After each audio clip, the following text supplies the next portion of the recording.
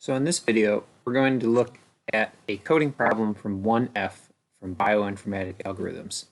This is going to be a quick Python solution and walkthrough of the problem. So the problem is stated as the minimum skew problem, where we're going to find a position in a genome where the skew diagram attains a minimum. The input's going to be a string, DNA string genome, and the output's going to be all integers, minimizing skew.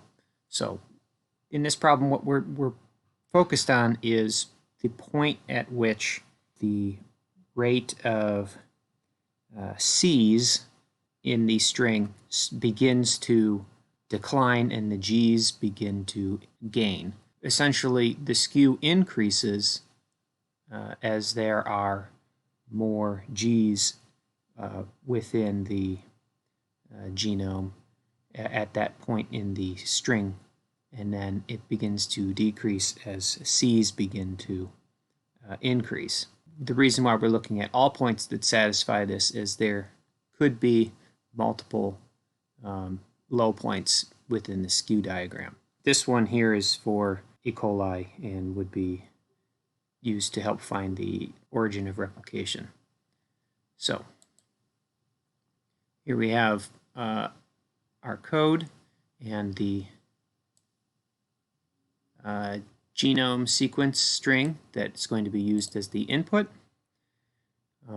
And essentially we're going to be stepping through this and assigning G's as a +1 value and C's as a -1, and attaching these all in, or adding these all into a list, which we'll refer to as skew.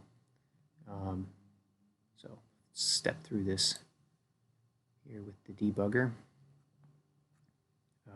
So setting up the variables first, and we're looking at the very first nucleotide in the sequence G, which is a positive, so we're adding a 1 into the first position in the list. Next is a C. This is bringing the position score down to 0, and 0 is being added at the second point in the list.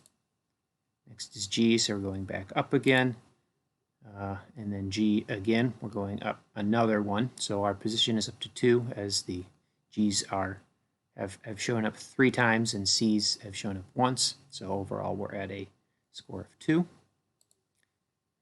And next is T, and nothing happens at T, no positives or negatives, so it will still append another position to our list, but the position's value will not change. So once this has worked its way through our entire genome, we'll next calculate or measure the minimum value of the skew list, which we created earlier. Here we found that it is at -176. Then we will work our way through the skew list, looking for the minimum value, and whenever it is found, that location will be appended to the result list created earlier. The reason why we have a list instead of a single value is because there's a possibility of multiple equal minimum values within the genome. These results are printed, and the minimum value is found to be at location 3824. This asterisk here before the result serves to simplify our output, removing some of the brackets you would see when outputting a list.